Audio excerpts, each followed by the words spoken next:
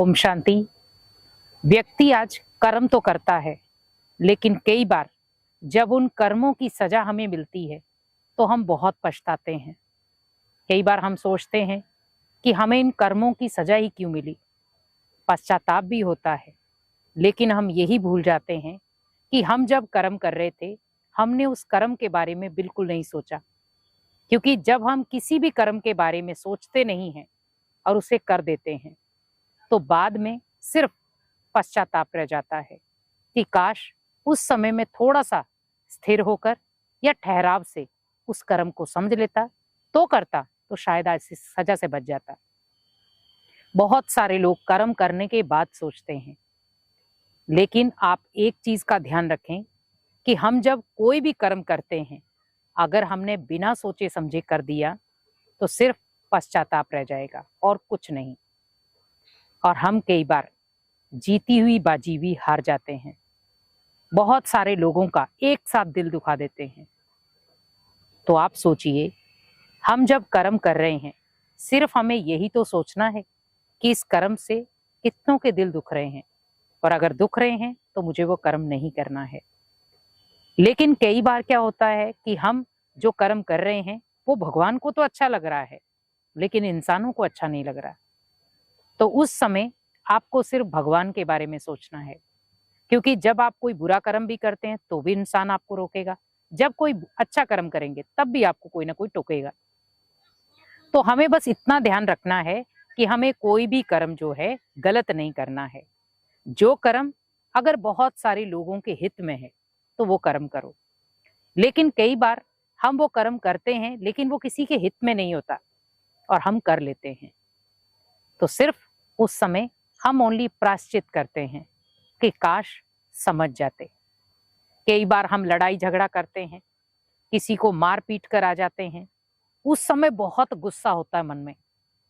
कई बार हम गाली गलौज करके आ जाते हैं, अपमानजनित बोल बोल कर आ जाते हैं, और बाद में जब हम घर में आते हैं या कोई ऐसी सरकमस्टांस आ गया जहां पर आपके साथ बहुत अनहोनी भी हो गई और हम एक दो दिन के बाद रियलाइज करते हैं कि अगर उस समय थोड़ा सा मैं थोड़ा शांत हो जाता, थोड़ा अगर इन कर्मों को समझ जाता, ये सामने वाला मेरे सामने कौन सी परिस्थिति क्रिएट कर रहा था अगर मैं वो समझ जाता तो शायद मैं इस कर्म से बच जाता या इस कर्म के हिसाब किताब से बच जाता। क्योंकि कर्म का फल तो हमें भोगना ही पड़ेगा, और अगर हम कर्म से छूटना चाहते हैं तो वो भी नहीं छूट सकते। क्योंकि अगर आप अच्छा कर्म कर रहे हैं तो आपको कर्मों का फल अच्छा मिलेगा, अगर आप बुरा कर्म कर रहे हैं तो कर्मों की सजा वैसी मिलेगी। लेकिन जब हमें कर्मों का फल मिलता है तो वो है पका हुआ फल, मीन्स स्वादिष्ट लगेगा, अच्छा लगेगा, खुशी देगा। लेकिन वही जब कर्मों की सजा मिलती है तो हम सिर्फ ये कह सकते हैं कि फल मीठा है नहीं, फल कच्चा है नहीं, लेकिन फल जो है खट्टा है या कड़वा है। और हमें ये ध्यान रखना है कि अगर हमने कोई भी ऐसा कर्म कर दिया है जो गलत है, प्रायश्चित कर रहे हैं, लेकिन दोबारा ये ध्यान रखें कि मुझे वैसा ही कर्म नहीं करना है। क्योंकि हम वैसे ही दोबारा से वो कर्म करें और फिर पश्चाताप करें तो वो प्रायश्चित नहीं हुआ। प्रायश्चित का मतलब है कि हमने एक बार कर्म किया लेकिन वो गलत था, हमने प्रायश्चित किया, पर दूसरी बार हमने ये सोचा कि आज के बाद मुझे ऐसा कोई भी कर्म नहीं करना है जिससे मुझे प्रायश्चित करना पड़े। पश्चाताप करें ही क्यों? हम ओनली कर्म पर तो अटेंशन देना है।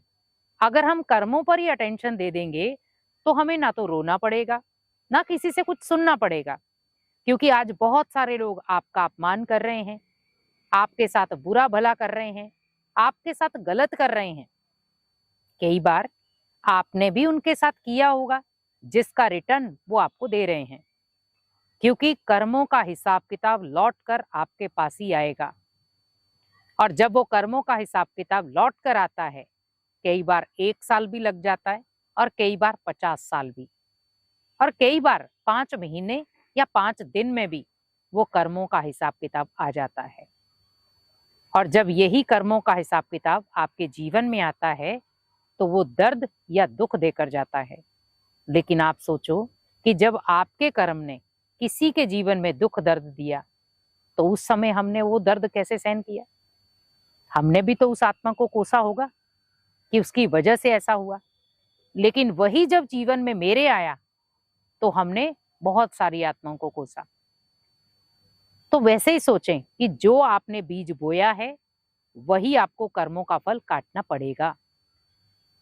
अगर आपने अच्छे कर्मों का बीज बोया होगा, तो आपको बुरे कर्मों की सजा तो मिलेगी नहीं, तो उस समय आपको अच्छे कर्मों का ही फल मिलेगा। लेकिन अगर आपने बुरे कर्म किए हैं, तो ऑटोमेटिकली आपको बुरा फल तो मिलेगा, जिसको हम कई बार कहते हैं कर्मों की सजा।